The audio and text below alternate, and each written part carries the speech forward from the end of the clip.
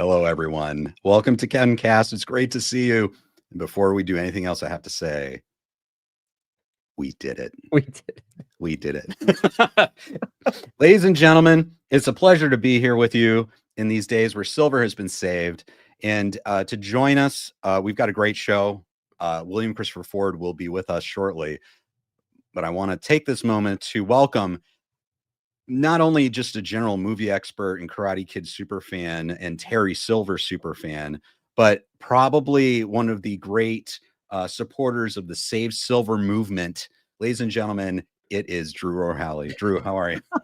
I'm so happy to be here, and I'm so glad that our boy Terry is living the good life here. I'm so glad that he's back and he's out. And Ken, I want to thank you for starting the movement because you were instrumental, I think, in saving silver. And I never cheered so hard when I saw our man.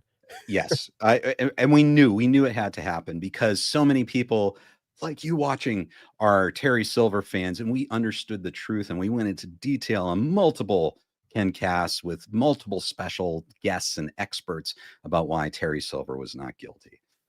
So we took it to Washington, D.C. Mike Cobra Kai Wisdom was very helpful, of course, as always, with his legal knowledge, and we did it. We did it. So, Drew, in the wake of this celebration, how are you doing? I'm doing great. I am so glad to be back here on the KenCast. I feel honored as always to be hanging out with you, Ken, and so many awesome people in the chat here. So many familiar faces. It's been a minute, but it feels like, coming back home to talk to you and talk to everybody. I'm just excited to be here and can't wait to talk to Sensei Ford. It's going to be awesome. Oh, yeah, it's going to be fantastic. And we're going to get to your comments, guys. I look forward to doing that. However, before we move forward, I want to bring to light something that John Hurwitz shared with us. And I'm just going to pull up a post that earlier this week, the Cobra Kai fan community lost an all-time great. Chris Ott wasn't just a day one superfan. He was a beloved member of the online fandom who brought people together with his kindness, positivity, and infectious sense of humor. As his loved ones mourn his sudden passing, they've also been dealing with the stresses of mounting expenses. If you have a few bucks to spare in memory of our fallen Cobra, please click the GoFundMe below. His family would be so grateful. R.I.P. Chris, you'll be missed immensely. But like the dojo you probably represented, your memory will never die. So very sad news to hear about Chris. What I'd like to do, Drew, is everyone who's commenting today, if you do a super chat or you do a sticker, all the proceeds from the live stream today will go to this GoFundMe. And if you'd rather give directly to the GoFundMe, go ahead and click on the link in the description. So we'll remind you occasionally throughout. And William Christopher Ford, I checked with him, and of course he's fully behind that too. So so thank you all for joining us today. And Drew, as we're waiting for William Christopher Ford, let's shall we say hi to people? I think that sounds like a good idea. That's great. Dale, great to see you, Dale. Gabe, hey everybody, seeing Sensei Ford again was an awesome surprise. It was, wasn't it? Drew, can I just get your thoughts? Like, what was that like? What was that moment like? I'm not joking when I say this. I actually jumped out of my chair. Like literally, I jumped off my couch and was kind of cheering because, we've been hoping as Karate Kid 3 fans, we always said we wish we got more Dennis. We felt like he was a character that they could explore a bit more. I was hoping, and when we talked to Sensei Ford before, and I know a lot of other interviews that he's given, he didn't say, obviously he can't. So you watch this and you hope. And I guess I wasn't expecting it when Daniel was in there. I'm thinking like, who the heck is this? It could be. And then I saw the hair and I was like, is that him? And then I knew, and I'm not joking when I say I jumped off of my couch and was like kind of cheering. It was awesome. And I ran upstairs to tell my wife, and she's like, what? It's really funny. So it was such a welcome return and well deserved. He's awesome. And I'm just so glad that we got to see more Dennis and Sensei Ford. Yeah, man. It's been a long time coming, Drew. I've been wanting it for a long time. Yeah. I knew that you hadn't seen it yet, or because you've been working, right? And I was like, should I can't text you, right? Like I think I texted, I think it was Peter. I don't know if Peter's in the chat. I think I was texting Peter afterwards about some of the stuff, and I just man, I was so excited to talk about it with people, and Chris Maffei, friend of the show, it was awesome. I was so happy. Yes. Oh, 100%. And Chris Maffei, amazing. If you're watching, say hi. Peter's here. There's Great seeing Peter. your faces and your voices again. Thank you, Peter. Good to Thanks for see you, joining Peter. us. It's great to see you. Stabbing Knives says, anybody seen the recent Instagram post of Tig with the Cobra Kai creators? Something else in the works? Did you see that, Drew? I didn't. I saw. I don't know if it was Alicia Hannah Kim posted like a thing of John Hurwitz, and but I saw it on like a story, and I couldn't get to the actual post. I've sort of been Right. like, I think I talked about this last time. I've been somewhat dark on social media these days. Just a lot going on right now. So I haven't really kept up with it much. But if that means that we could get a Dynatalk series somehow, some way, I'll take it. Hopefully. Well, Drew, why don't I bring this up and I'll get your reaction. Yeah. What do you think? Okay. Yeah. Let's do it. Let's do it. Okay. Oh, this So one. Yes, I did see this. okay. What do you think? Is this just kind of a, I don't know. Is this just a picture, a nice fun picture? Hanging with the boys, I guess. I don't know. I love that they put the Dynatox executive board. If there's anybody that's Yeah. gonna be, on the board, I would be gladly, you've got Ezra present there. Hayden.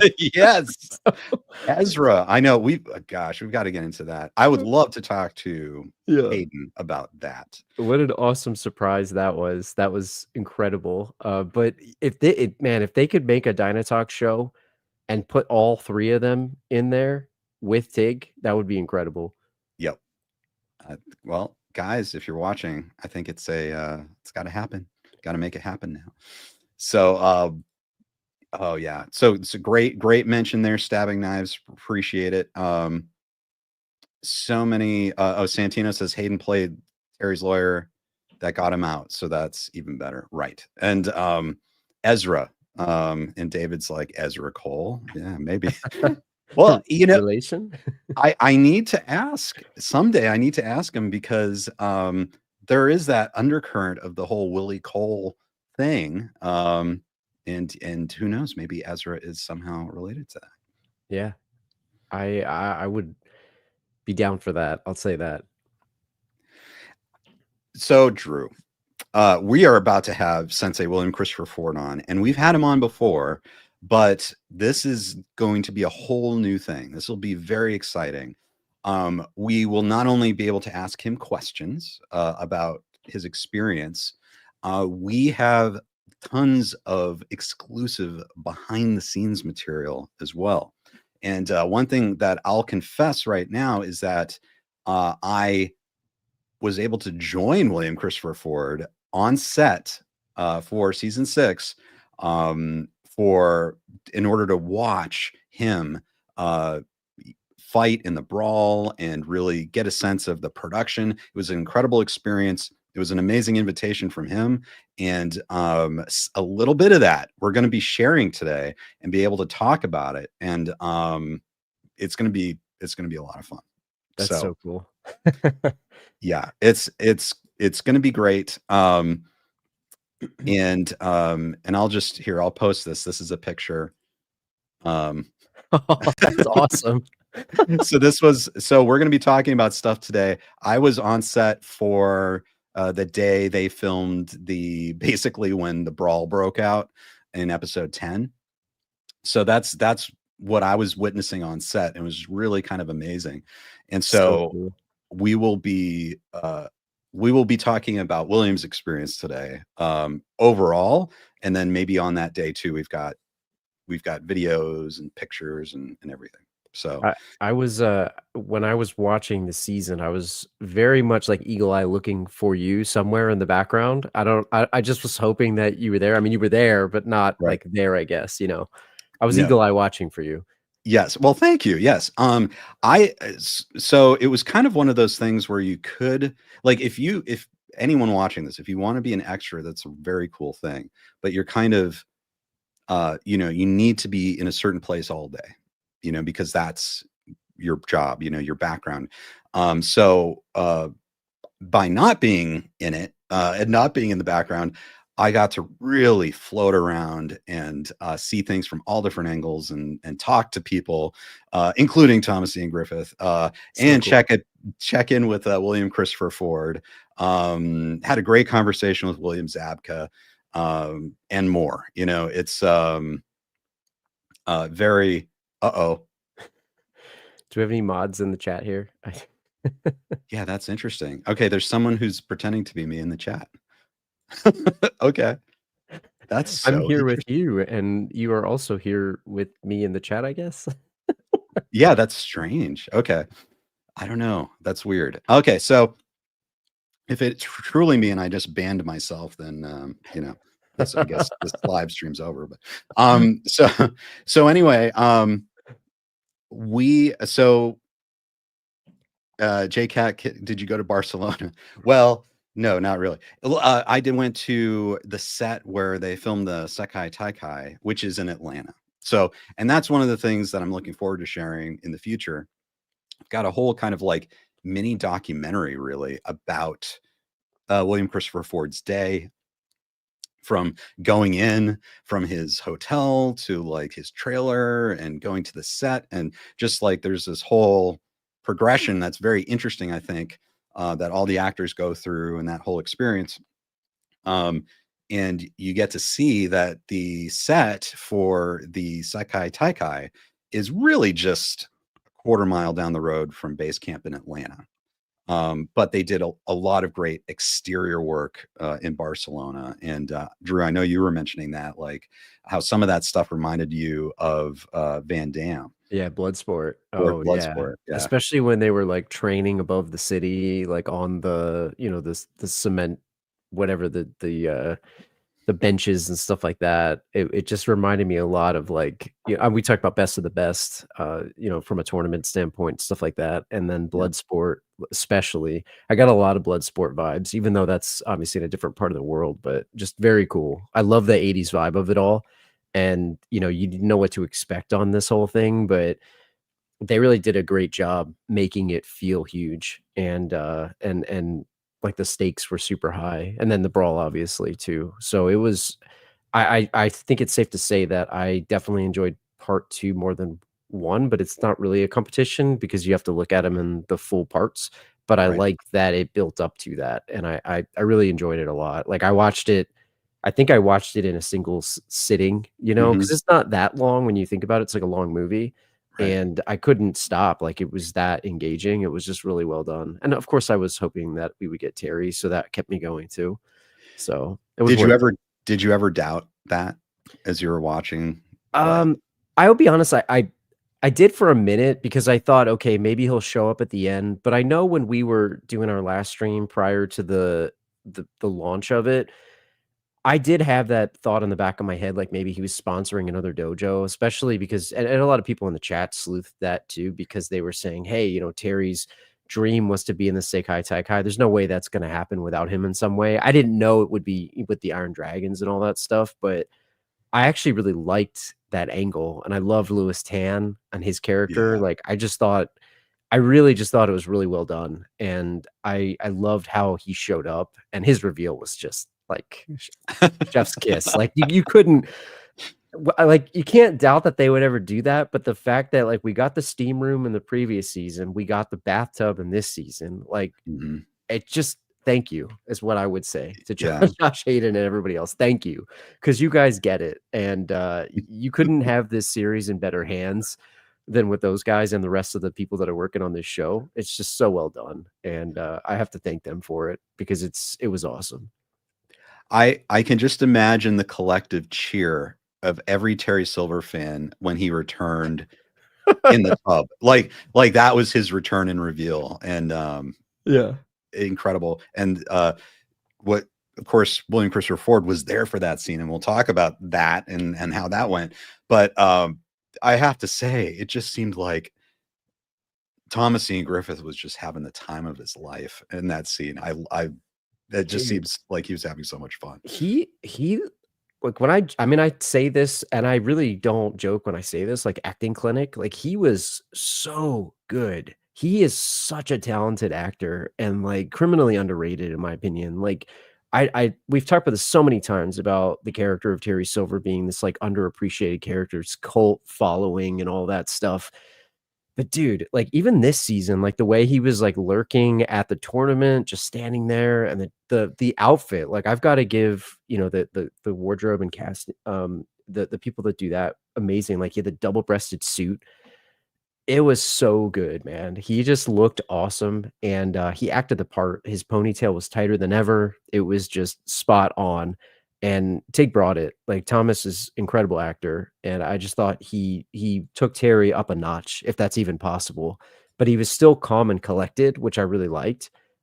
So I just thought he killed it, and you couldn't have asked for a better way for him to return, and when they were going down the hallway of him and the like, I'm thinking, "Is this a bathroom?" And then I thought in my head for a second, like, "No, no way." And then Right.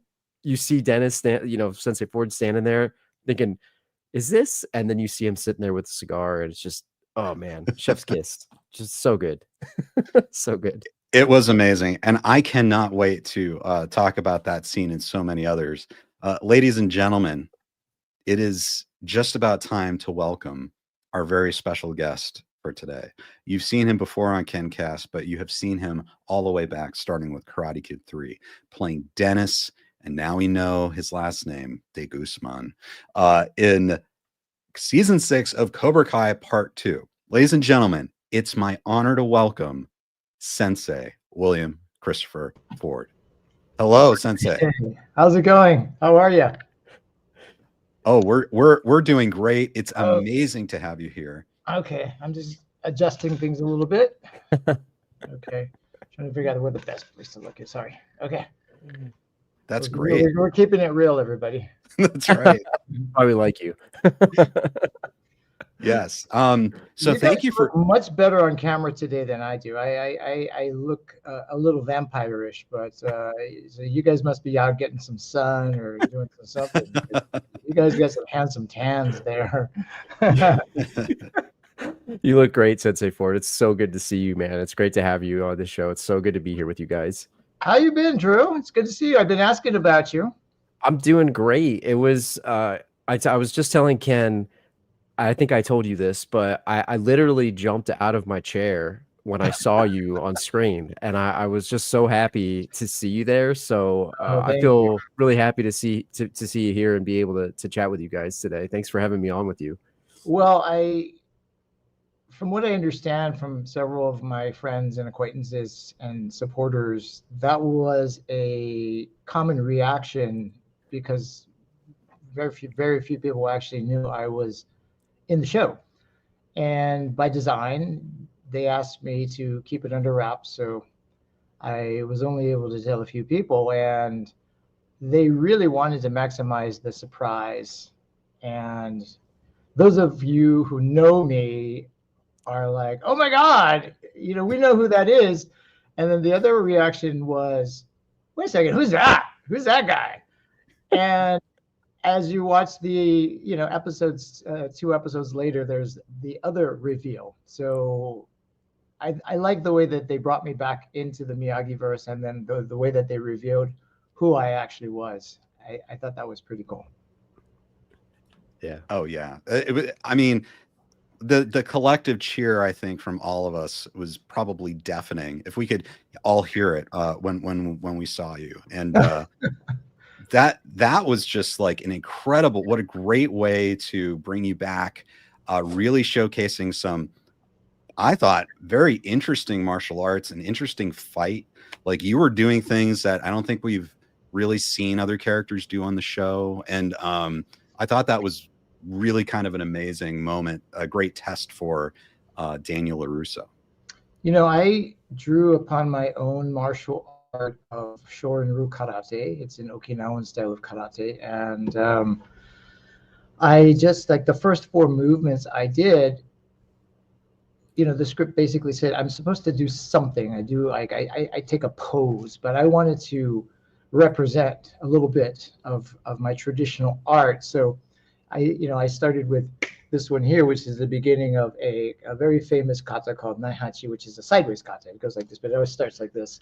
And so I went like that, and then I went into this punching motion, and then I wanted to do a kick. So I did an outside circle kick, and then I did this movement here, which is, again, part of our kata. There's a kata called Pasai Sho, Pasai Dai. There's a parry, and then this is the bridge, and then this can be done kind of like a jabbing motion. But I thought that would be appropriate because I'm still Terry Silver's henchman, but not only that, I've been his loyal, devoted student, and I would like to say friend for 35 years. All this time he's been in the background, and I wanted to represent Cobra Kai by actually showing some movements that might look like the movements of a snake. So this is like the snake striking. And then when I open up, my hands are up like this. And in the self-defense world, oftentimes we do what's like an open palm posture when we're trying to de-escalate or, be ready for palms or pushes. But I purposely put my hands up a little bit higher. And this to me represents sort of like the cobra, opening up its hood. So I was trying to, through my traditional martial arts, stylistically represent something that might be not only fun and entertaining to watch, but it, kind of adds into the lore of Cobra Kai and Terry Silver. Yes, and so we have all this amazing behind the scenes footage, but I think it, just for our people watching, shall we take a look at the scene? Because I think we should take a look and see your work. And I think that would be fun. And I think everybody who's tuned in has probably seen the scene. That's why they're here, right? There's like Right. a lot of my friends and people whom I have not even met, but just people who I've got an acquaintance through Instagram and Facebook and whatnot. Hopefully we've got some people from the UK, Chris and Paul, the action figure makers, hopefully they're tuning in, and we'll see stuff in the chat. But a lot of people said they're going to be jumping in. So yeah, let's have some fun and look at it together. Okay, nice. Here we go. Okay, this is from episode 7. This is the reveal of De Guzman. Badass. Oh my gosh. That's awesome. That was incredible. And so the first thing I noticed is that this is way more elaborate than the fight you guys had in Karate Kid 3. Like way more elaborate. Yeah, that was over pretty quickly. But I got him back. As you can see, I got the knee back. He needed me back then, so I had to make sure I got the knee back in. So at least we're even Steven as far as that goes. That's absolutely incredible. And you have shared with me a video basically of kind of from the crew's perspective, watching how that fight was filmed. Okay. And so I can also share that now as well. Absolutely. Okay. This is the behind the scenes footage that I shared with you? Yes. Okay. Well, this was, just to give a little context, the first day I arrived in Atlanta after I got, all my wardrobe approved, they sent me over to what is lovingly known as the dojo, which is just a space that they have on the lot where they have mats set up, and all the stunt people and the martial artists, they rehearse their fights and they teach the moves to the actors. And amazing crew, stunt men and stunt women, they're just amazing.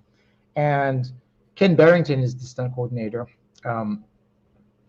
And Don Lee is the fight choreographer. Interestingly enough, he's also the same lineage of Okinawan Shorin as me. So there was an interesting story that I shared with Peter on his show. That was, how it was like, wait a second, what style are you? I recognize that stance. So that was pretty cool. But I have a stunt double in the scene as well, and his name is Freddie Poole, very renowned stunt guy who went on to be the coordinator for Stallone show called Tulsa. And Ralph has a stunt double named Craig Hensingson, who, if you saw that picture, there's a picture of a guy who's dressed just like Ralph. And there's a picture of a guy dressed just like me, and he's got a William Christopher Ford wig on, and those were our stunt doubles for the fight. And we did most of the fight, but they always have an extra. They always have a stunt double for coverage in case the actor gets injured. They want to make sure they have enough coverage so that we don't shoot down production. Now that's not Freddie. I've had 3 stunt doubles. That's actually Felix, and they never used him. This was for the Sekai Taikai. So this was interesting because when I first saw him, they didn't tell me I was going to have a stunt double for that particular episode. And I'm looking at this guy going, this guy's either my stunt double or he's going to a Comic-Con dressed as Dennis Guzman. But Felix is also a very renowned stunt person, and he actually was, if I'm not mistaken, one of the bald gentlemen who put Daniel in the dog cages. Yeah, the face looks very familiar. Yeah, it does. Yeah, he looks better as himself than he does as me, but very nice guy.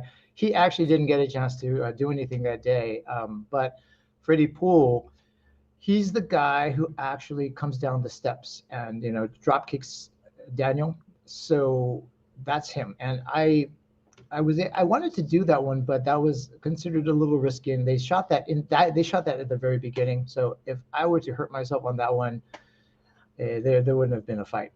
And so Freddie was just it's just amazing. And he did the fight with Ralph also, and then Ralph did the fight with me. And they mix and match so they can take like the best of all takes. And it looks like what was left in it's mostly me and it's mostly Ralph. There are times when I can tell that they may have changed out Craig for a little bit, but Craig is Ralph's regular stunt double. And that's how that went down. So then what you're going to see now, the footage is the actual them teaching me the choreography in the dojo. And it's me and Craig Hensingson and going over all the moves. And then they taped it for me and they had it on my phone. They said, okay, great. Now go and make sure you have these moves down by tomorrow. So I was in my hotel and I was just looking at it and going over the moves and just going over and over it again. So it made it very easy to kind of just plug in. And then day of filming, we were able to take, I think, 5 to 6 hours. Ralph really wanted to focus on this fight. Oftentimes in TV, and with shows that have that kind of production timeline schedule, you don't always have time for the fight. Sometimes it's rushed. But Ralph was like, I really want to make sure that we give this fight more time. Now, if it was like a movie, we would have taken 2 or 3 days, and it would have gotten really elaborate. But considering the schedule, I think it came out pretty good. And the fight that you got was not the fight that we shot. I mean, it was mostly there. There are elements of it. But as you can see, you'll see the fight that we choreographed was more elaborate, and both Ralph and I got to do more cool moves. So I was a little bummed about that, but that's the way it goes. Sometimes it's like, cool fight, too long, we got to cut it. And at the end of the day, when they put the music in, which they composed just for this, they always, Zach and Leo, they always do an amazing job. The name of the music is called A New Champion Approaches. And I've kind of stolen it and just call it the Guzman's theme, because it was created just for this scene, So that being said, we should probably show our viewers the fight footage, and we can comment on it if you want. Absolutely. And feel free to comment while the footage is playing too. Okay. All right. We'll start it up now. Section 1, ready and action. That's the beginning of the fight. That's me and Craig. Pause. Set. So the punches made it in, but that's 2 and action.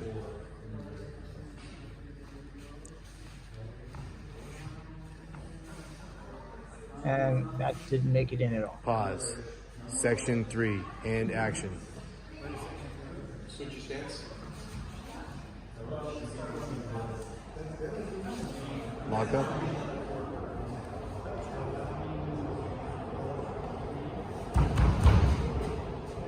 Nice. Pause. Section 4, ready and action. Now my spinning kick did make it in, but you didn't get to see the rest of the stuff. That made it in, but it was an insert. This is in the actual fight. Section 5. And as you can see, my hand's on his back because I blocked his throw. And there's my revenge knee.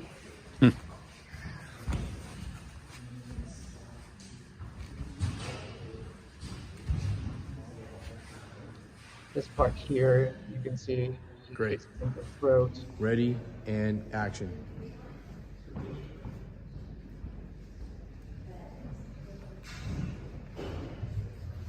And the double hit makes it in. You can hear the sound. And the takedown.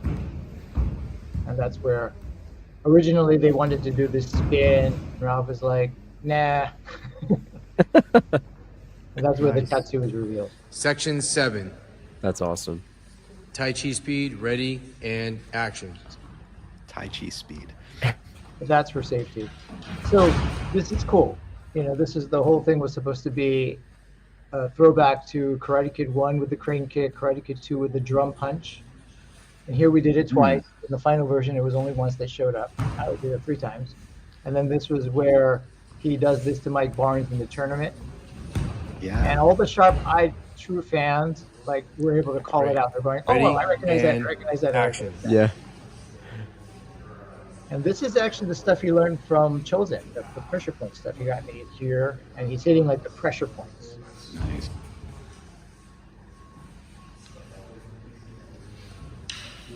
And I did a round kick originally, and then he threw me into the table, and it wasn't me who got thrown into the table. It was once again Freddie, and I think Craig doubling as Ralph was the one. So that was the time when both of the stunt guys were actually working together. That was like the safest scenario. But you know, they changed my move to a front kick, and then he catches it, and then De Guzman gets thrown into the table by LaRusso, and then he gets out of there and says, "This is not over." So Dennis has a penchant for getting thrown into furniture. You know? So perhaps there is a closer connection to Barnes's furniture store than we had previously thought. You know? Dennis probably likes to hang out there and just like bang into furniture and things like that. Do you get any flexibility? Like, so obviously there's a lot of pre-choreographed there, but like, do they ask you your perspective on any of that? Or is it more, here's what it is, kind of go through it? Like how much more flexibility do you get on like a movie set versus like the TV show? I think it depends. They pretty much have the fight set and they don't have a lot of time to make a lot of changes, but I would every once in a while say, hey, can I do this? And they were open to it. And then the main criteria is, do we have enough time? And Ralph has already learned the moves, so we're not going to change up a bunch of moves because he's the executive producer. He's the star.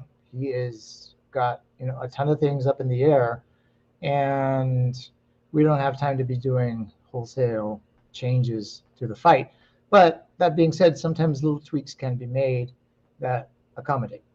So one of them was, instead of a round kick, it was just easier for us to do it with the front kick. It was an easier transition from that into smashing into the table. And they were very open to me about, showing my moves in the beginning, where I was, doing my karate moves rather than just pose. They were very open to that. There's part in the fight later on where I kind of came up with this as part of one of the Guzman signature moves, where he actually goes like this, and that's the pose I wanted to be kind of like Dennis's signature move. And I used a lot of, when they called me back, I went back and looked at not only Karate Kid 3, but all the episodes of Cobra Kai that Terry Silver is in, and I wanted to develop my character based on my relationship to him, because there's really not much to go on other than my own imagination and the actions of Silver. There's not much that you can go out based on what Dennis does. So I did a lot of Asa. And that was, one of Thomas's things that you hear him say as Silver. And so when I went to the ADR session, I was using that a lot. And I did it whenever possible, so much to the point where Hayden came up to me one time and he said, "Hey, I really like that you say asa because that's cool." I'm like, "Well, that's what Silver would do. That's what a student of Silver would have a certain ki, and he always says asa." And so I wanted to put that in there to create a deeper connection to Silver, even though he has not been revealed yet. But those little things where people go, sharp-eared fans may catch that, and later on when you put all the dots together, it's a lot of fun. But I can't hear any asas in there. It sounds like they may have taken those out also. So it's just the way it goes. And at the end of the day, I think they're making their choices based on what they feel will be the most exciting and the most efficient. And at the end of the day, I still think the fight pays out. I think Ralph, he looks like he's an action star. It's a different feel for him. It's like if you didn't know this was Cobra Kai, you would think you were watching something like Taken or something like that. And I think at the end of the day, he looks great. And I credit Ralph and Craig for being able to do it well, and of course Freddie, and my hair, because every time Ralph hits me, my hair goes flying, and it just creates this huge impact, right? So I think that it works in the end. What do you guys think? Oh yeah, it was great. Yeah. I saw the second I saw the hair, I knew it was you, and it was awesome. And I love that you had it down, because I think it did add a lot to the fight. Like, it adds more like brutality and like the moves and all that stuff. I think it worked really well. Well, it also hid my face more, and it made it more mysterious. Even though, like, when I first throw the kick, you get a real quick shot of my face, but it's not quite like, it's not until the tattoo reveal and then where the camera is allowed to stay on me for a little bit that people go, "Oh, it's William. He's back. Dennis is back." That's when I think people kind of really realize it, those who know. And then those who don't, they get to find out 2 episodes later in the hot tub again. Oh, that was another great scene too.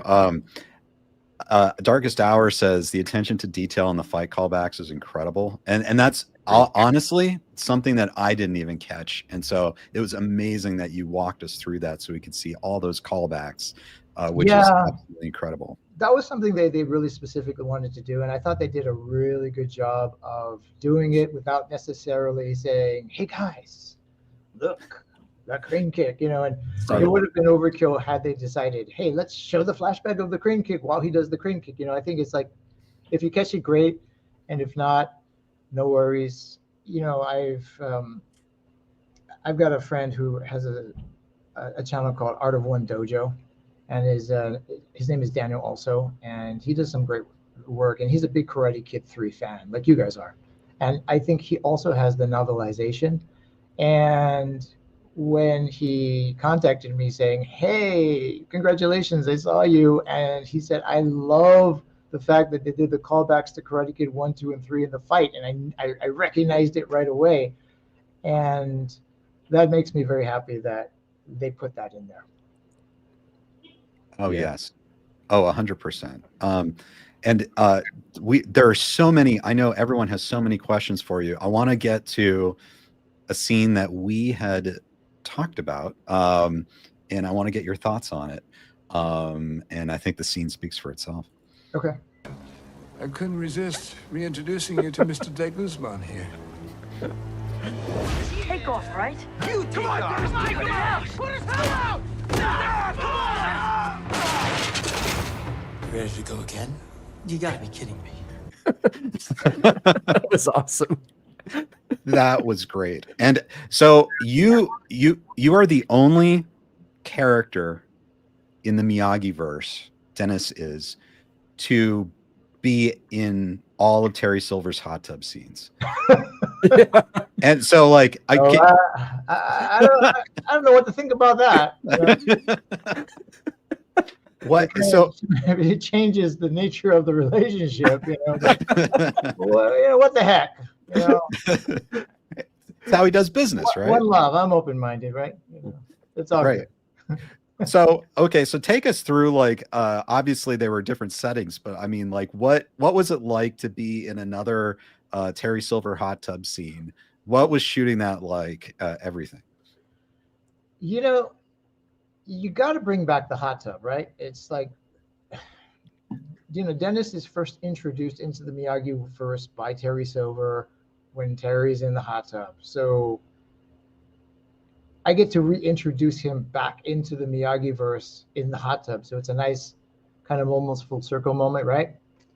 But it's like that the hot tub becomes kind of a character in and of itself, and also, these are the guys that did Hot Tub Time Machine. So that's another Easter egg, So I love I it. was very happy when I read the script. It's like, okay, cool. They're doing the hot tub thing. Yeah, because we were talking before you joined, just the callback to the steam room previously too, because we got that, and Yeah. I was saying again, it's like it's in good hands when people have like a respect of the source material and like a callback to it. They're fans of the material, right? And it actually worked narratively too. Like it wasn't just, hey, remember this. It made sense where they were, and I just I love the way that like Daniel reacts to you, Ralph, like just being there. That was so funny. Well, I had an alternate line that Hayden had me do. So the line that was in the scene was "Ready to Go Again," and Hayden gave me an alternate take also, and the alternate take line was, "Do you remember me now?"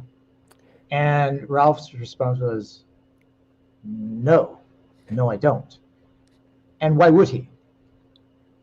He met me a couple of occasions, 30-something years ago, and I do not look like the same dude. It's not like, hey, wait a second, I remember you. Weren't you one of Mike Barnes's guys? You were Terry Silver's henchman 35 years ago.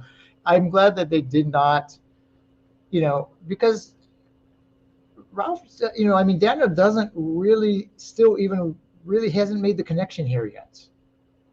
It's like, oh yeah, I remember you from the dog cages, but he may not remember him. The audience is given the flashback, but that's not Right. Daniel's memory. That's for the audience. So even at the end where we meet again at the Sekai Taikai and he goes, "You again," which is hilarious. I just keep turning up like a bad penny, right? Even then Daniel may not be sure. It's like, who is this dude? This long-haired dude. He doesn't necessarily realize that I'm the dude from 35 years ago. And a lot of the fans were, like, is that the same actor? Did they actually get the same actor back? And yeah, it's me. And it was cool to be back. We were lucky to get you back. Like, what was it like to just, like, obviously we talked to you prior to filming the season and all that stuff, and at the time you had said like you hadn't been asked to come back yet or whatever. I listened to your interview with Peter. You mentioned it was a fantastic interview, so everyone that is listening to this should go check out the Cobra Kai Companion podcast. I think Sensei 40 did an awesome interview there, and Peter did a great job.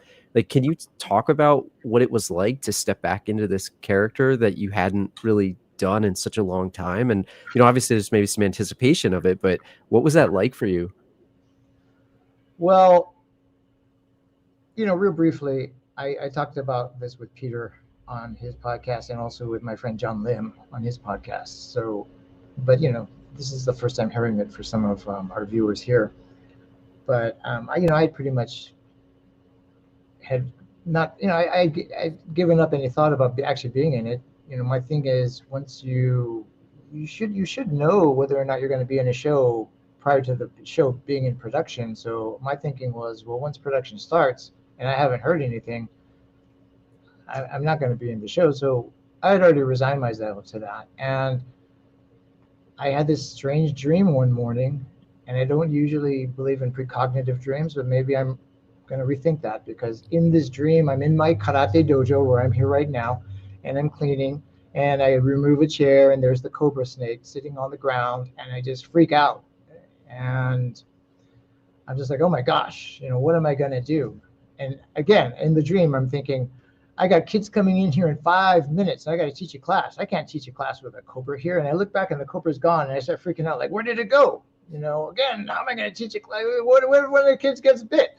So in the dream, I call my wife. I say, hi, hon, you're never going to guess, but I found a cobra snake in the dojo. She's like, wait, what? Yeah, but it's fine. I called the veterinarian, and they're going to send over a mongoose. And she's like, wait, dude, what? And then I woke up and thinking, well, that was a really strange, vivid dream. So I go get my coffee and I check my messages. I'm normally not on Facebook very much anymore. I've really migrated over to Instagram. And thank you to those of you who follow me there. I see a message from Josh Heald, obviously one of the big three. And he's basically saying, hey, I've got a question about karate. Can I email you from my personal email? And so I said, yeah, I gave him my email address. And that's when the email asked me if I was interested in coming back, because he and the writers have been in the writer room, and they think they found an interesting and fun way to bring Dennis back. So I was like, I just had this dream. I don't even know if I told Josh about this yet. But if he watches the show now, he knows. So maybe there's something to that. So they kind of pitched me what they kind of wanted to do, and that I get to come back still as a bad guy. I don't think I'm bad. At least he doesn't think he's bad. But he's judged as a bad guy for his actions. And I was like, yeah, let's do it. This is going to be fun. And that's how that whole thing kind of started. And I still thought it's an elaborate joke somebody's playing. I don't think this is really happening. There's this sort of sense of denial all the way up into the point where probably I get picked up by the driver at 3:15 in the morning, catching a flight to Atlanta. And at some point I'm thinking, well, if somebody's playing a joke on me, this is a very expensive joke. And well, I'm flying business class, so I might as well enjoy the joke. And being on set, first person who greets me is William Zabka, and very warm individual. Anybody who's met him, he treats you like your family, very warm.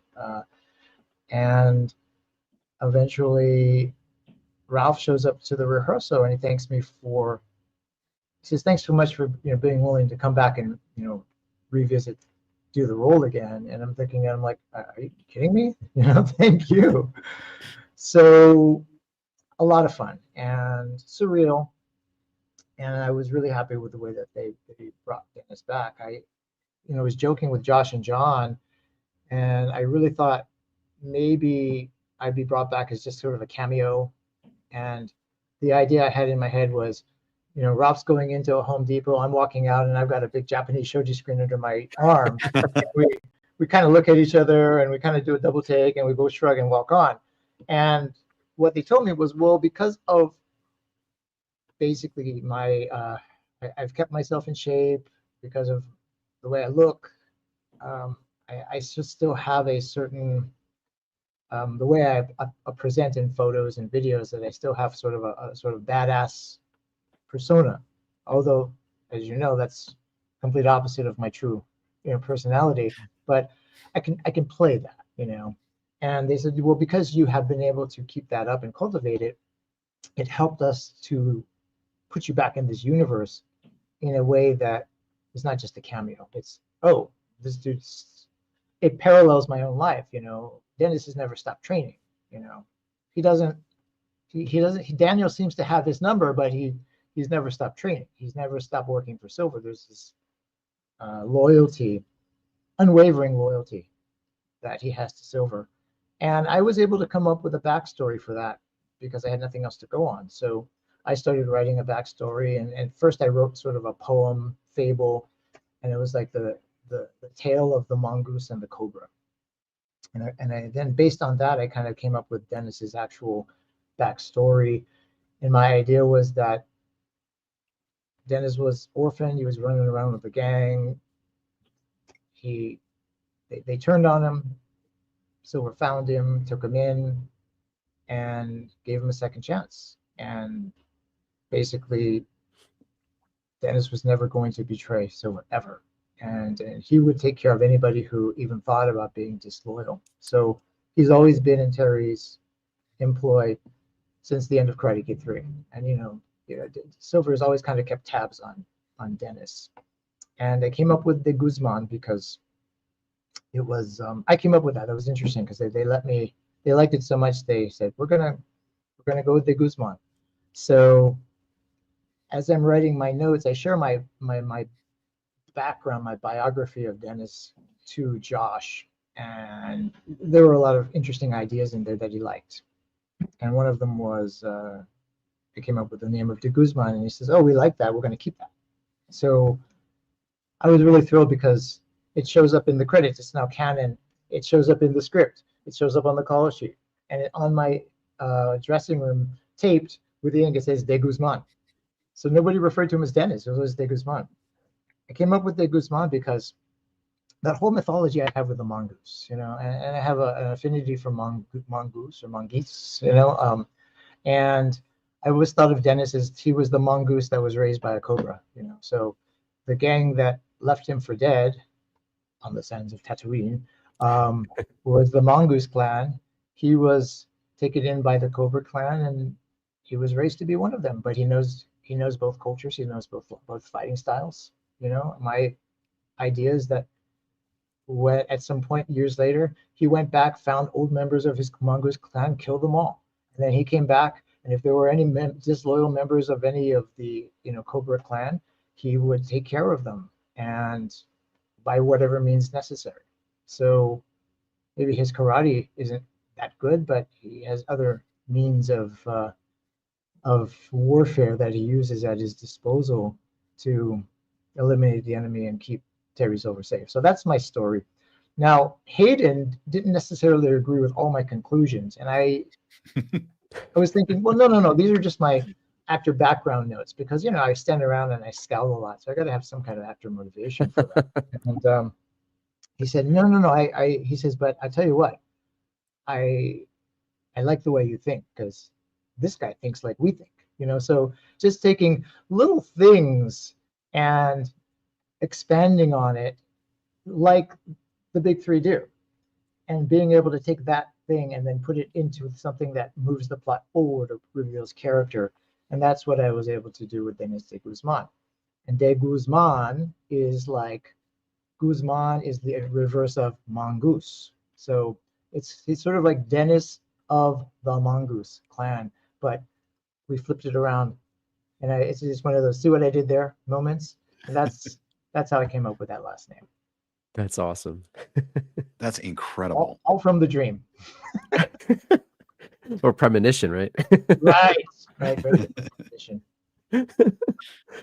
So Sherry Snyder is a good friend of mine, and she says, congratulations again, William. She and I had acting class together with Tim Phillips many, many years ago, and she's super, super talented and a very nice person. And I really appreciate you watching the show today. And I'm seeing some other comments from other people, and I really appreciate everybody just kind of tuning in and chiming in, and I hope to answer any questions that you guys may have. Yes, guys. Take off. Please, sure. Please. Hey, Strife the Warrior. Thanks for joining us. Yeah, please, guys, let us know if you have any questions for William. I am going to, William, move us forward to the brawl. At least, let's see. Oh yeah, here we go. So this is the three of you guys on the sideline. So this is some footage that I took. And so this is a separate moment in the Sekai Taikai. And if I could get your thoughts on this.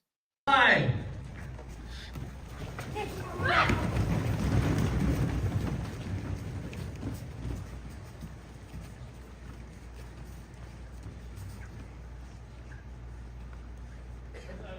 Reset.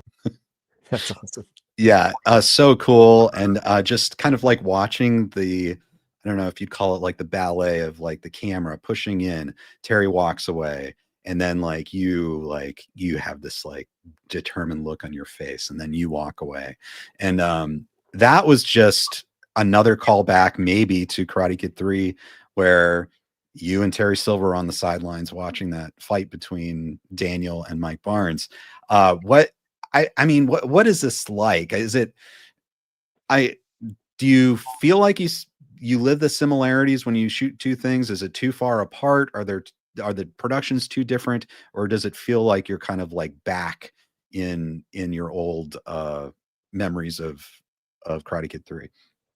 I think more, you know, it leans towards more this is being a really new thing, but you know, there's still elements of Karate Kid 3 that are there that we can kind of draw upon. There was one part where I give Terry the envelope.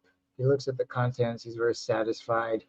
And we both turn and look at Daniel, and he looks like he's just looking at us like, what do you guys got? And I was able to do a callback to one of Dennis's poses that I used to do in Karate Kid 3, where I would just cross my arms and just kind of like that. I actually did that in a take.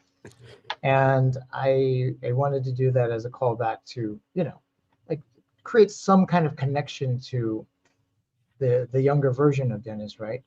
And I don't know if that even made it in, but you know, that was part of my, you know, again, my actor's process, you know, trying to create those connections, especially for like the super fans.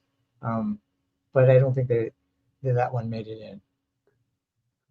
But I do feel, you know, yes, it's, you know, it's very much like, you know, watching Star Trek, the original series, and then the Next Generation, and then jumping to Picard, you know, like Picard season 3, where it's like, oh my gosh, you know, you love it when they can bring the fan service back, but in a meaningful way that pushes the plot forward and reveals character. And I like that my character actually does push the plot forward several times. That's always a fun thing for an actor to be involved in, and I think it makes more sense for the audience rather than just sort of randomly shoehorning me in there. Yeah. I think that's what this show, at least it seems it's always tended to do. Like you said, like having a cameo would be one thing, but I think meaningfully putting the Dennis character back into the universe in a way that helps drive that plot forward, I think is what makes Karate Kid 3 fans and just fans of the series just so happy, because we always feel like it's been an underrated character that there's always more to. And I love like the backstory and how you talked about creating the character. What was it like working with Thomas again? Like you shared a few scenes here, like on the screen. I'm sure you guys interacted quite a bit behind the scenes and stuff, but what was it like being next to Terry Silver again as a character? You know, as I told Peter, I was 22 years old when I first met Thomas, and that was his first movie. I mean, but he had done work before on soap operas and the theater, and he and his wife both are very accomplished writers and producers. So at 22 years old, that being my first movie, I was kind of intimidated by him, but I appreciated and respected the fact that he was a Taekwondo black belt. And so in that regard, you know, even back then we kind of spoke the same language when it came to martial arts. But being much older now and having, you know, all these decades of life experience, I deal with people differently now, and I'm, you know, I'm no longer a kid who doesn't have a lot of confidence. You know, I'm a man who's almost 60 years old, and I have a lot of confidence now, just because of, you know, living your life and living the white life the way that you want to. But at the same time, I was like, I wonder what this reunion is going to be like. I have not kept in touch with Thomas. There's a misconception that, you know, all the actors are friends. The actors work together. I'm kind of a hired gun. I come in, I do my job. So it's not like I'm tight with, you know, any of the cast and crew. It's not like, you know, we know each other and we all hang out and I can call, you know, it doesn't always work like that. And I had not had any connection with Thomas other than like a couple of random times when I ran into him, maybe a year after Karate Kid 3, but I wasn't quite sure what to expect. And I said, "Oh, Thomas is going to be on set. You guys are going to be, doing some of your stuff today." And I was like, "Okay." I was a little, I was a little nervous. And he shows up, and there he is in the suit. Like, I didn't even see him. He just kind of pops up, and he goes, "Hey, how you doing? What's going on?" And he kind of gives me this hug, and then all of a sudden, it was like, "Okay, we're going to be okay. We're going to be okay, little Dennis." And he was great. So he's gotten better. He's gotten better at his craft, and I love the fact that he's kept up his martial arts. And we talked about Taekwondo and his masters, and jujitsu, and boxing. Found out that boxing was a passion of his, and so we started talking about some of the great boxers of the past, not only Muhammad Ali, but like Sugar Ray Leonard and Roberto Duran and Thomas Hearns and Marvin Hagler. Like, those are considered like, that sort of the greatest boxers of that era, right? And so we had that to talk about, and that was kind of what created our bond. And then his wife Mary came on set, and I had taken pictures of Thomas on set from an old-fashioned film camera back in the day, and I had taken pictures of these and posted them on Instagram a few years ago. One of them was a picture before Silver made his return of Thomas sitting with his hair pulled back in the ponytail, having his hair done in the makeup room. And I also had a picture of Marty Cove getting his makeup done in the same makeup room. And I had posted a picture where I think I had put one on top of the other. And it kind of made the internet go crazy because, again, people were speculating. They didn't know that Silver was coming back. So, but those are pictures I already actually took with my camera. Wow.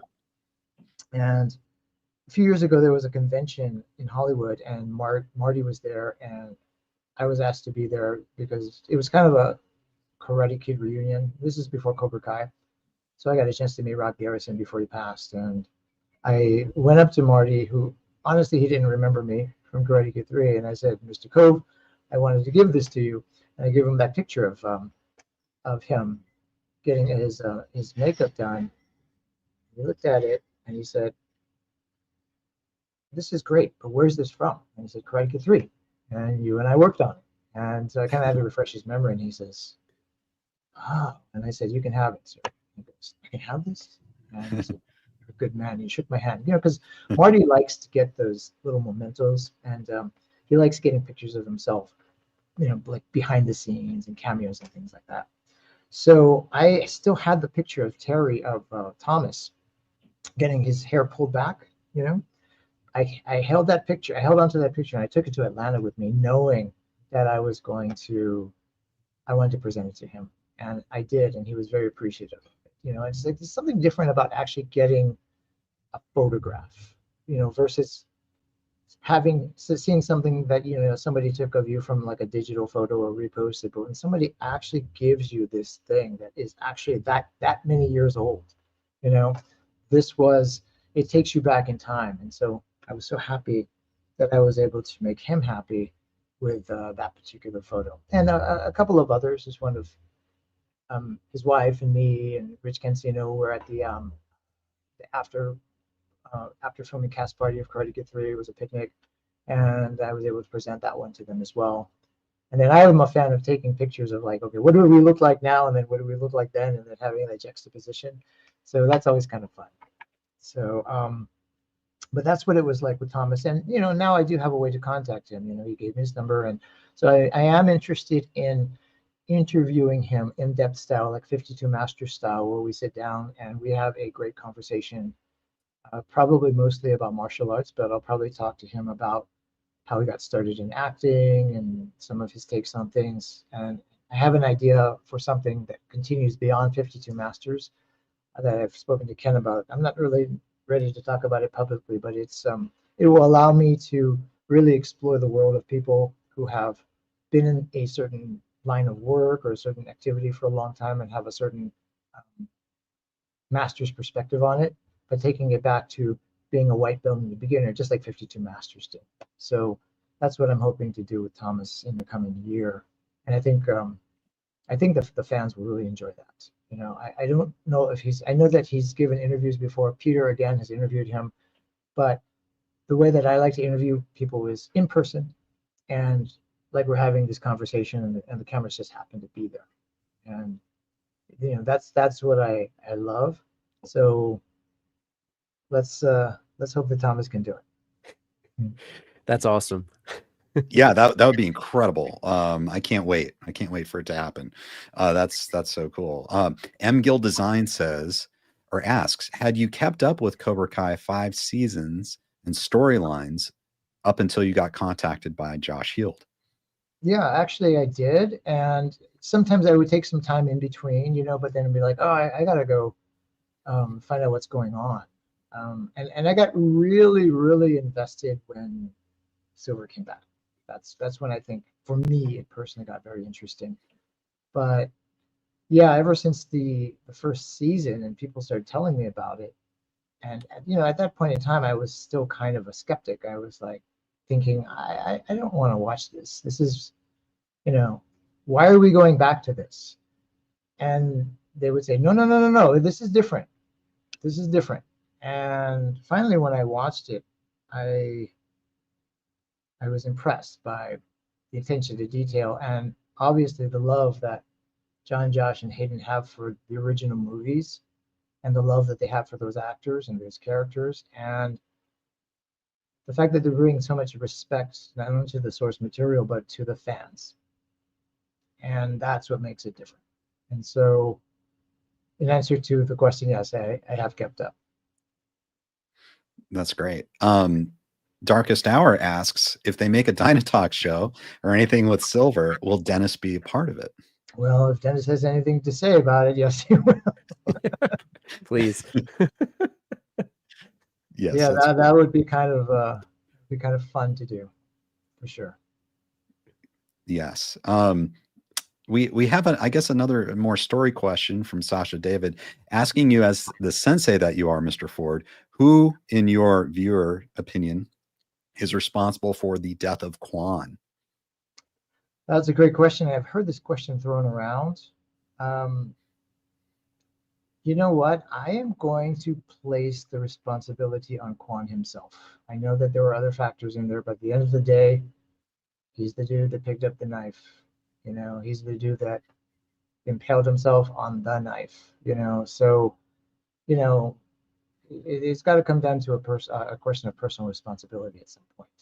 You know, it's like, yeah, you know, there were other factors, a lot of other factors. You know, and if one of those things changed, then he wouldn't have done that. But at the end of the day, you know, whether he was in his right state of mind or not, and it seems like he was not, ultimately, it's like, dude, you know, play stupid games, you get stupid prizes.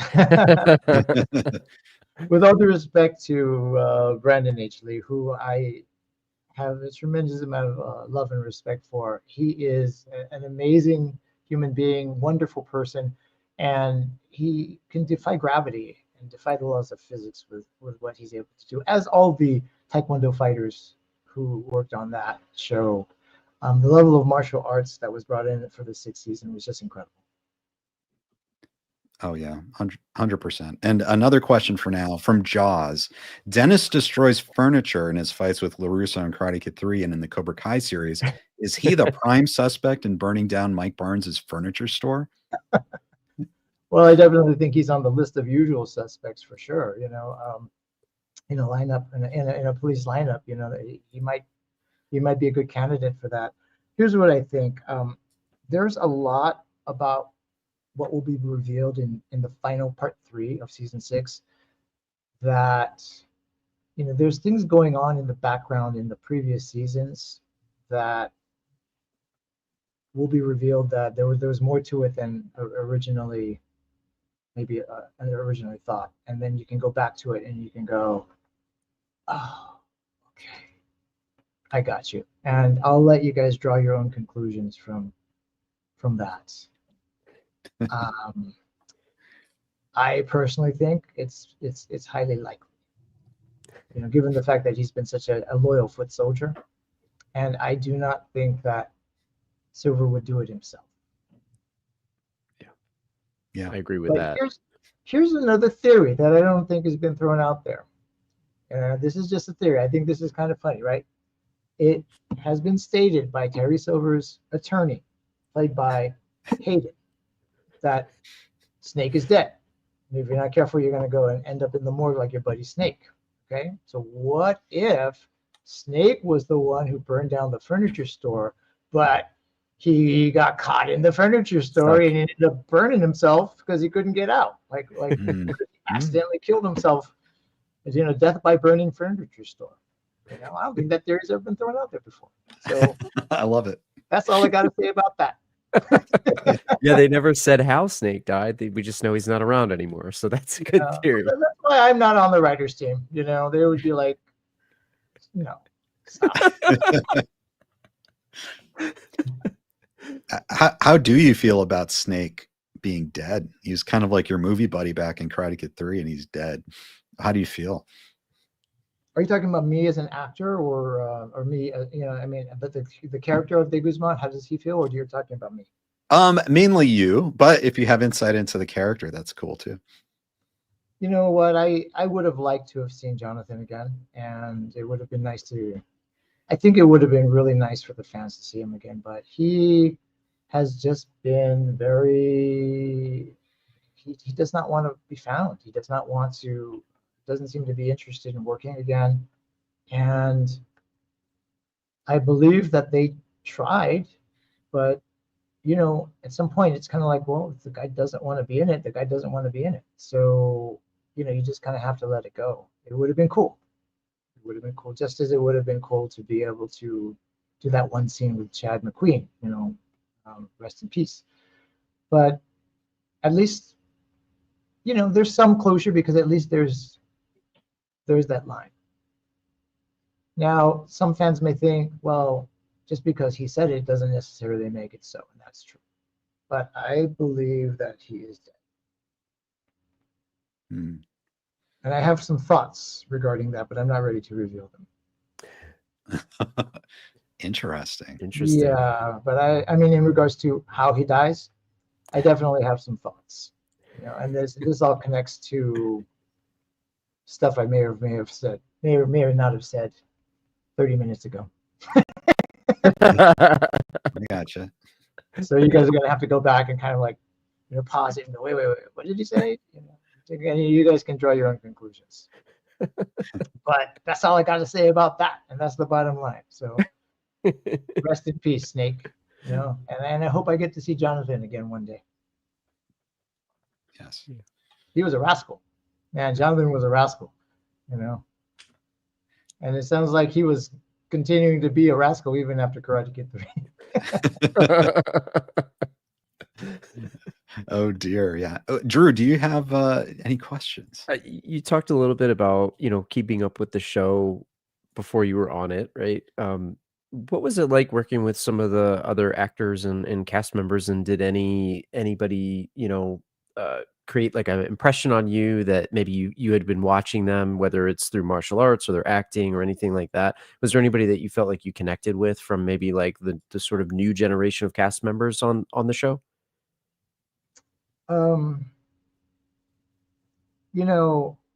Sholo is very polite and very respectful, very well mannered.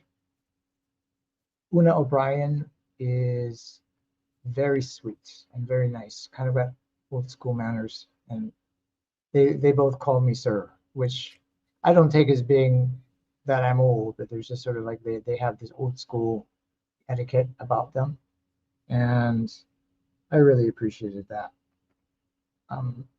The young kids were hardworking and they were all pretty nice, and there's not really a time to necessarily bond or connect because they're all working hard. And, they've had the luxury of being together from, for several seasons, to where, of course they're going to become friends, they're going to be, much more close. I was brought in and then I was brought out. So there was never really any hangout time. Yuji did take me and Brandon and Daniel Kim and his daughter out to dinner once. We were staying at a place called the Midtown, which is in Atlanta, and they were going to go over to the CPK, and Yuji said, "Hey, you want to come along?" And I didn't want to like think that I was inviting myself, but he was like, "No, no, no, no, come." And so, we had a good time, and that's where that recent picture that I posted was taken. And I, Yuji's always kind of kept it real. He's a regular guy. He's a good guy, family guy, takes care of people, very accomplished. Brandon and Daniel, of the Korean Cobra Kai, I got a chance to kind of hang out with them a little bit. Brandon and I share a love for, yeah, that's the picture. That's awesome. This guy on the end, that's Dante Ha. He was actually Brandon's stunt double. So, and very, very good as well. And, all of these guys here, every one of them is amazing. There was also, there was a female Taekwondo practitioner named Alex Wong who stunt doubled for Alicia Hannah Kim, also amazing. And again, the level of martial arts that was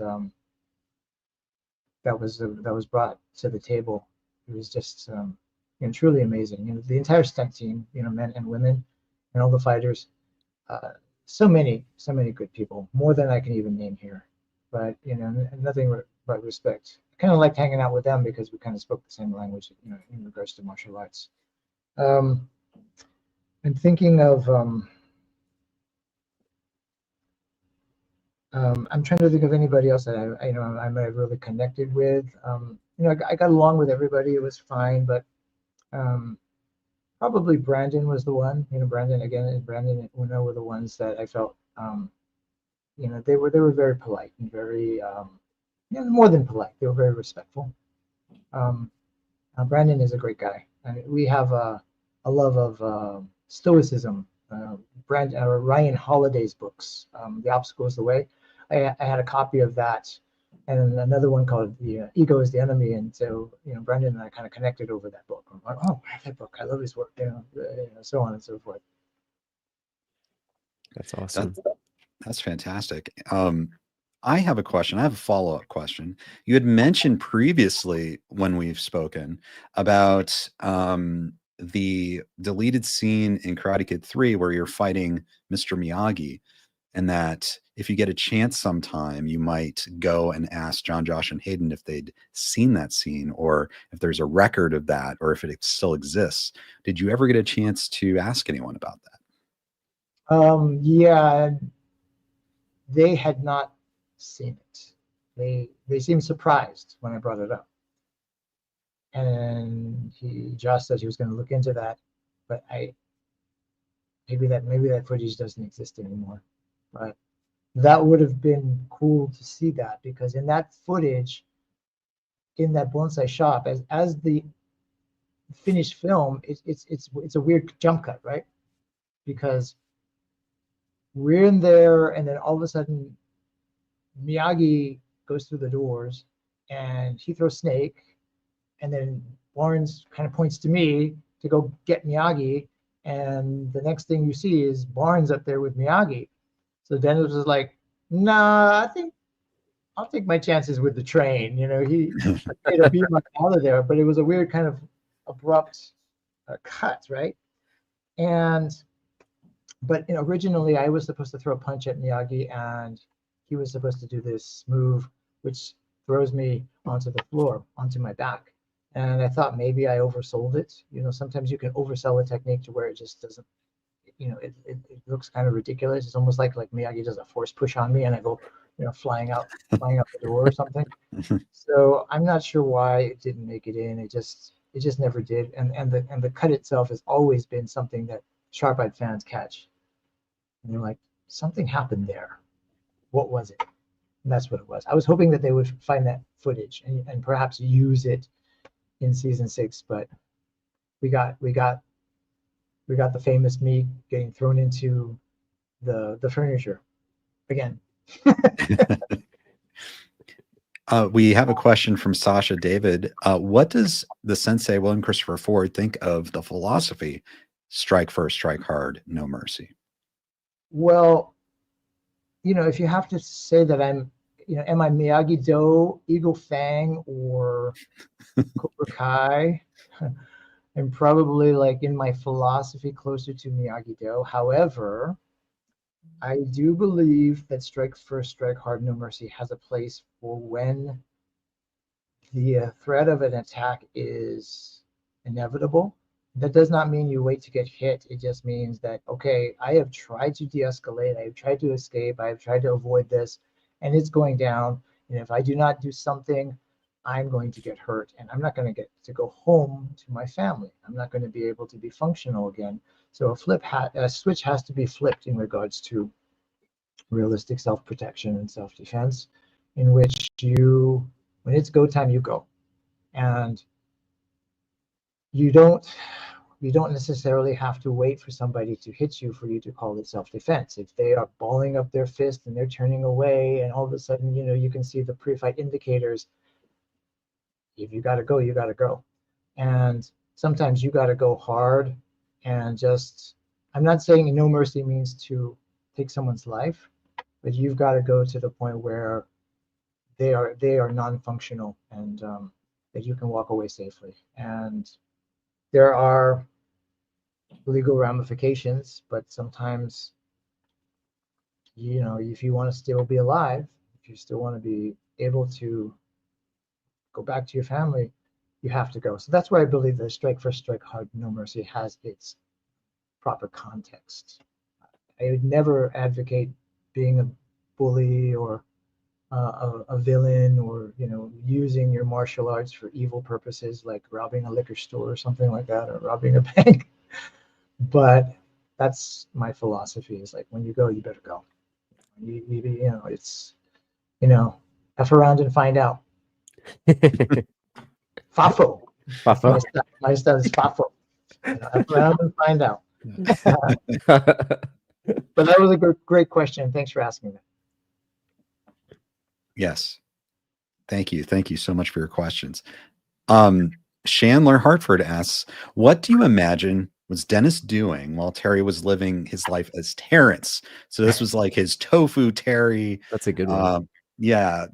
Before he had kind of come back into being his scheming self, he was living with, having relationships, living down by the ocean, that version of Terrence.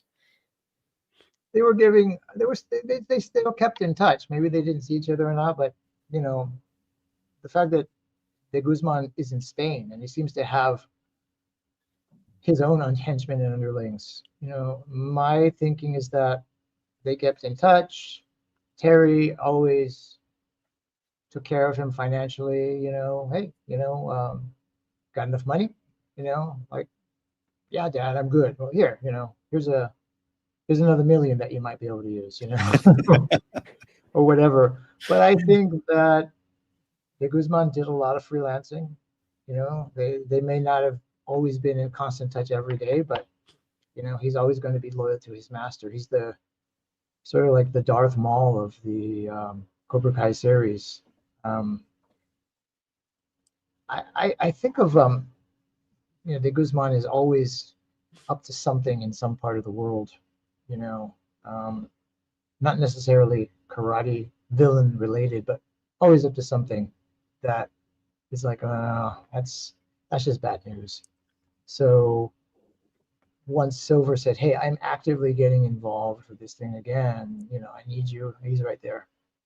I kind of think of, in my backstory, I also based the relationship sort of on the Japanese Yakuza, where you have your oyabun, who is like the boss, and it's not just that you work for the boss. There is this loyalty and respect that goes along with it, and being willing to actually sacrifice yourself for your oyabun.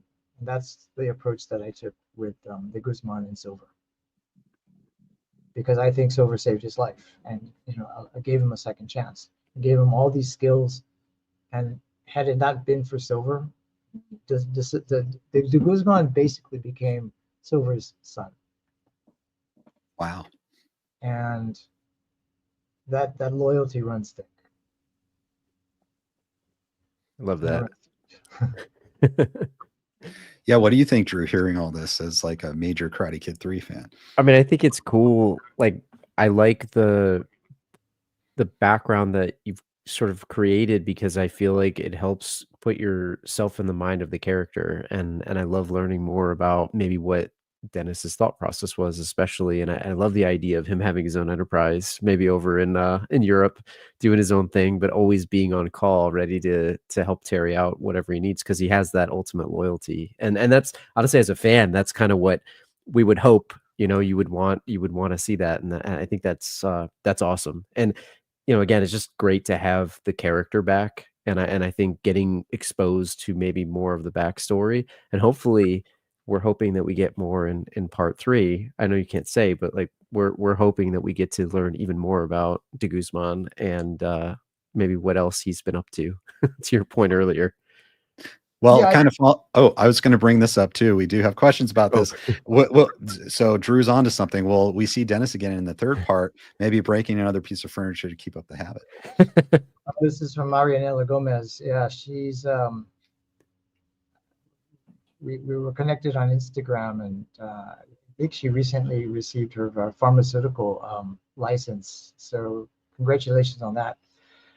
Do I see him breaking any more furniture? It's possible.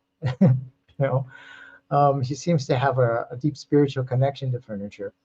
I think if you go back and you watch Cobra Kai from any of the earlier seasons, there are things that you could say, okay, could that have been Dennis de Guzman when something is referred to or something is done and they're not clear about it? It's possible that Dennis had something to do with it.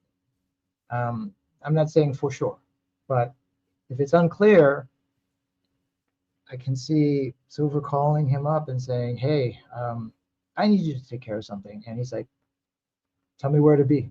Tell me what time. And you got it. It's done. Love that. Yeah. That's awesome. Yeah. I love that too.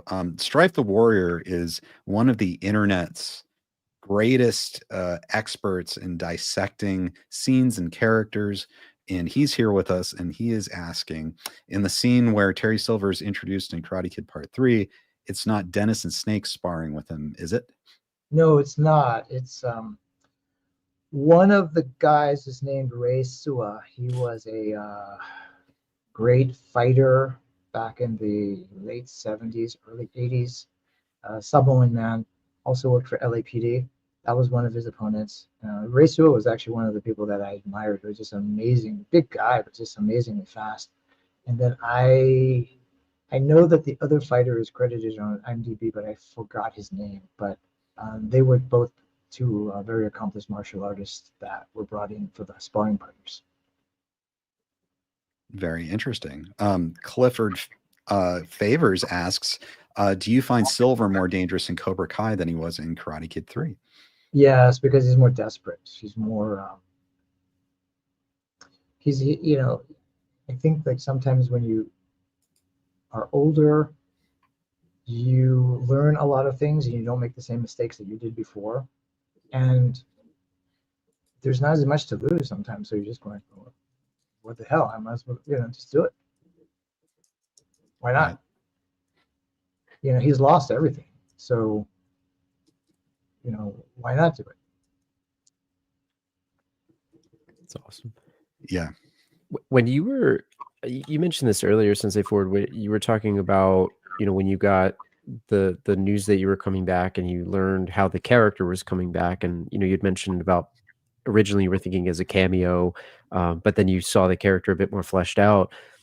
Was there any scenario where you were hoping that you weren't maybe like the bad guy? You mentioned bad guy, right? And in de Guzman's mind, he's not the bad guy. Was there, because I personally am glad that there wasn't like this redemption arc. I like the fact that he's still aligned with Terry Silver as a fan, obviously. I think it gives more to the character. But was there anything in your mind where you were like hoping a certain thing happened as you were going into it?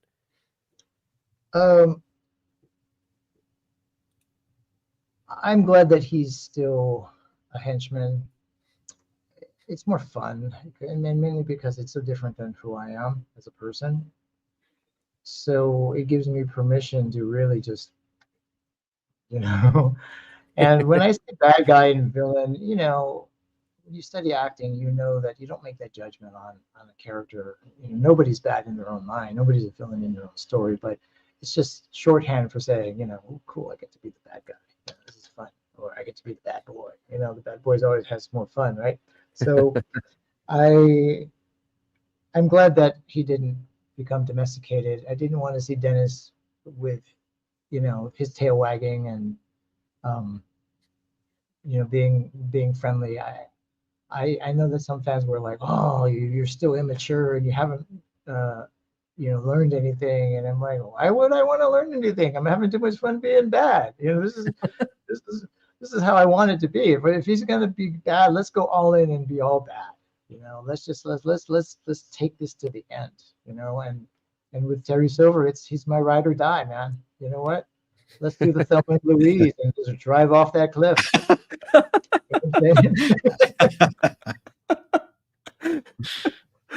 That's awesome. I love that. Is there a scenario where, you know, obviously Barnes' character had a little bit of a redemption arc, right? Where he was good, right? At the furniture store burned down. Maybe you did it, maybe you didn't. I guess, is there a scenario where you would love to maybe have screen time again with Sean and maybe see those characters interact at some point? Again, I know you can't say it, but is that something Well, you were hoping for?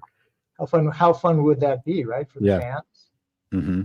And you know, I was wondering, well, what would that interaction be like? You know, and yeah, certainly Barnes did have a redemption arc. I don't think he's certainly not the character he was back in Mhm. like 3, even when he and Johnny fought, right? It was, you know, more like he was having the midlife crisis and, you know, he was trying to remember what it was like to be the bad boy and all that, you know. But Mike Barnes is, you know, he's an inherently good, you know, I think he's a good man, and you know, he's learned from his youth. Dennis, not so much. So that certainly sets up a situation where they are at odds, you know, and you know, also given the fact that Silver had something to do with burning down Barnes's business and all that other stuff going on, you know, just the fact that I'm associated with Silver, you know, it's not going to be a situation where it's like, "Oh, hey man, how's it going? You know, how you been? Oh, you're still working for Silver? Oh, we can't be friends." You know? So we shall see. Very good. That's awesome. The Wandering Soul says, "Could you guys just thank Sensei Ford for getting our custom Terry figure to the man himself? We are forever in his debt for this." Okay, the Wandering Soul is it's either Paul or Chris or both. Great guys from England, and they do the custom action figures. And they made one of me too, which was That's really awesome. cool. Oh, that's great. They haven't made one of the current version of de Guzman yet, but hopefully that's in the making. But yeah, it was my pleasure, and they didn't know that I was actually, you know, I a couple years ago, you know, I said, "Hey, if there's a possibility of me meeting Thomas Ian Griffith, you know, send me the backing. Give me the actual action figure so I can present it to him a gift." And they asked me if I could, you know, get the backing signed because then they could do it themselves for their own. And going into Atlanta, that was one of the things I wrote down. It's like, I must get this done for these guys because they've been very cool to me and very supportive. So, you know, we got it done, and Thomas was very flattered. So I was very happy that I was able to, you know, do that for them. I think it's one of these special moments, you know, when you can do stuff for people who've been supportive of you. You know, I'm always about service and helping people and wanting to make people happy. And you know, you can do something like that and make somebody happy. It's okay. You know, the worst thing that can happen is the person says no, but Thomas said yes, and I'm very strategic about how I ask and when I ask, and usually I'm successful. That's so cool. I want to commission a de Guzman action figure, please, because I'm a collector myself. And Oh yeah, Wandering Soul, if you take commissions, please. Drew, do you have that that Terry Silver action figure? I do right here. Let me see. This one. I got him right here. Oh yeah, that's that. Okay, so I have another one that Chris and Paul made. I have an extra one. I'm gonna send it to you. It's not signed, but it's the one that they make, and these guys are just kind of like, they make it out of the garage and things like that. So It's incredible. and Thank and you. it's got the packaging on it and everything like that. And he's got the black uniform, but he doesn't have gray hair. He's black hair, so it's actually like Terry Silver from KK3. So That's awesome. Yeah. I'll send that to you, and give me some time. I'm not promising this, but maybe I can get Thomas to sign that one as well. Oh, thank He you. lives in LA, so it's a good excuse to track him down. So let me That see would what- be. but I got the figure for sure. The figure is yours. So let me see if I can. Get Thank something. you so much. I thought about buying a second one just to like do a custom myself because Yeah. my friend Badway, who does the other podcast with me, we were talking about wish they made like a Karate Kid 3 version. And I Gotcha. never thought this would come out, but that's incredible. Thank you so much. That's easy. It's my pleasure. That's amazing. So what else we got, guys? Are we winding things down, or we got any more questions, or what are we going to do? I think we're winding things down. We do have another question from Terry Johnson. She asks, when Terry passes away in the far future, hopefully, will Dennis get everything that is his? Well, it's quite possible. It is quite possible. Well, we'll see what happens. Because I know that there is this, stuff out right there in the fandom right now about, Terry possibly being terminally ill and things like that. And Yeah. there's that thing out there, but there's some tricks up the sleeves of the creators, and there's some twists. So all I can ask you to do is stay tuned, and they're not done surprising people. So, William, you're saying that in the recent Hollywood Reporter article interview with Thomas Ian Griffith, where he talks about his character is dying and self-medicating, that it's possible that could be just giant misdirection, and that something else could be in store for part 3. And I'm asking you, just as people, we need, fans of Terry Silver, we need to cope. And so, can you give us hope to cope? There are layers to the game, and there are layers that have not been revealed yet. But February, all will be revealed. I can't wait. Just going to have to wait 3 months, because I'm not going to be the guy who spoils it and then have the big 3 and everybody else mad at me. So I'm not saying anything. But here's the thing. I only got the scripts that I'm actually in. So I don't even know what's going to happen to a lot of the stuff. They basically give me, if I'm in an episode, I get that script. So I'm not in all the episodes, So I don't know. There's a lot of questions I have. Well, William, thank you so much for joining us. Drew, do you have any kind of final thoughts or questions for Sensei William Christopher Ford? I have one more question for you, and hopefully this isn't too loaded of a question, but I guess I was curious about your thoughts on, Brian Takashi's character playing a young Miyagi and seeing, him play this young Miyagi character in this previous Sekai Taikai. Obviously, we saw a picture, sort of an image of Pat Morita. Like, just curious your thoughts on that, and that being part of the show. Obviously, you were in Karate Kid 3 with Pat, and did that bring back any memories, like being, able to see that, or just see that unfold? Well, Brian and I hit it off from day one. We had one day on the set. I wasn't working that day. I just wanted to be present and be able to watch that, because I felt it was a big moment that I wanted to be able to watch. And when I met Brian, we hit it off right away. Both of us are, I'm Japanese American on my mom's side, and so he's Japanese American. We both live in LA, so we just know a lot of the same noodle places, and we grew up here. And I just liked his energy right from the get-go. And he was, it's kind of like it's big shoes to fill, but he did it. And I thought, watching him work, I'm like, oh, this guy's got this, and I think that he was able to deliver. That's not an easy thing to do, and you can't just do a Japanese accent. You have to do Miyagi's way of speaking. I think Brian talked about this in his interview with Peter, where it's not just, you can't just do a Japanese accent. You have to do the way that Miyagi spoke, because, I mean, technically speaking, the Miyagi character is Okinawan, which originally was not part of Japan. Okinawa originally, when it was the Ryukyu kingdom, it was a kingdom. It had its own dialect, its own customs, it had its own culture, and it became assimilated. And while they do speak Japanese there, it's like when you go to a different state, it's like, well, we're speaking English, but it might be speaking with a southern drawl, or they might be speaking with a sort of an East Coast accent. Okinawa has its own sort of dialect also, and also Pat Morita has its way of delivering his dialect.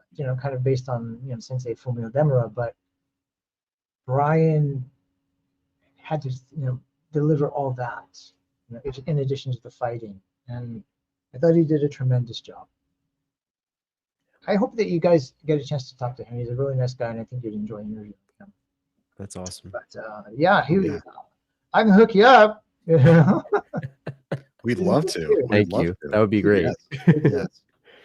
That would be awesome. Thank you so much. Yeah, thank you for answering that question. I was thinking about that one, and just I saw the photo and everything that came to my mind just thinking about being on set there and watching that. It must have been really cool. There's a lot of pressure, right?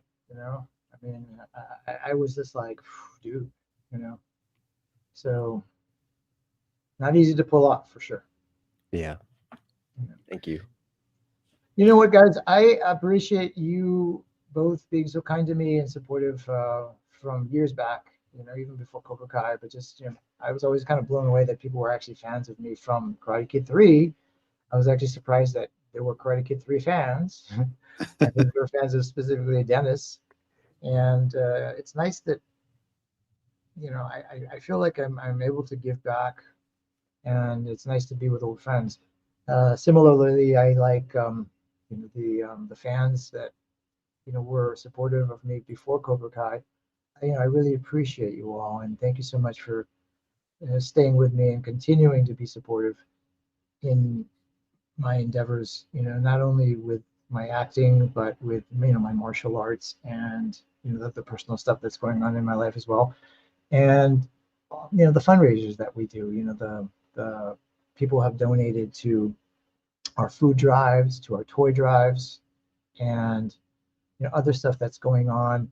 We recently had a member of the fandom named Chris Ott, who was, I never met him in person, but he recently was unexpectedly struck down. He had a stroke, and then a few days later he passed away. And he leaves his wife Connie Morton behind, and she's doesn't know what to do. She's trying to remain strong and positive, but it was a really big blow to the fandom, and it's really the fans that make it all worth it. And I always believe if you don't have the fans, then what do you got? So I am asking humbly for people who can donate to the GoFundMe Connie Morton has set up in Chris Ott's name. She needs the help to get through some things. There are some financial considerations, as always. Ken has said that he'll put the link in the description. And, even if it's just a few bucks, or, even if you can't donate at this time, just sharing that information, sharing the link, it can really go a long way. And it's important for us to remain humble and to give back and to pay forward. And again, if it wasn't for the fans, there would be no Cobra Kai series. There had to be the support from the fans, and I can't state enough how grateful I am, how appreciative I am of all of you, those of you who tuned in today, and for Drew and for Ken, thank you for your friendship. Peter, John Lim, Chris and Paul, Mark Kerr, Let's Be Water. He's actually under the weather this week. He's been kind of sick. So, and and I apologize for not mentioning everybody. There's just so many, but you guys know who you are. Those of you who have given things to my kids and contributed to my food drives and so on and so forth. I really just wanted to say thank you. Thank you so much. And much love and respect and honor and gratitude to everybody. And I just want everybody to live a good life and be happy. So that's all I got to say about that. So let's get out of here before we all start crying. I'm tearing up. Well, everyone, if you'd like to give to Chris Ott, in the description right now of this video, there's a link to the GoFundMe. So I encourage you to go click on the link and give whatever you can. And William, thank you so much for joining us today and telling us about all these stories, all this amazing exclusive stuff that you're just talking to us about. Drew, thank you for being here too. And do you have any final thoughts, Drew? Just thank you, Sensei Ford. Thanks, Ken, for having me. Always love talking to you guys. It's the highlight of my week. Honestly, I've been looking forward to connecting with you guys today, and so many great people in the chat. Thank you, everybody, and just love being part of the community and being able to talk to you guys. So thank you, and thanks for the kind words. I agree with everything you said, Sensei Ford. Always fun to have a conversation with you guys. So thank you. Maybe we'll do it again after part 3 drops. Please. Yes, let's definitely do it. Yes. Thank you so much, William, and we look forward to seeing you again soon. Bye, everyone. Want to be part of the live KenCast show? Subscribe to the Ken Cole YouTube channel and hit the notification bell to get alerts about every new show. Thanks for joining us, and we look forward to seeing you next time on KenCast.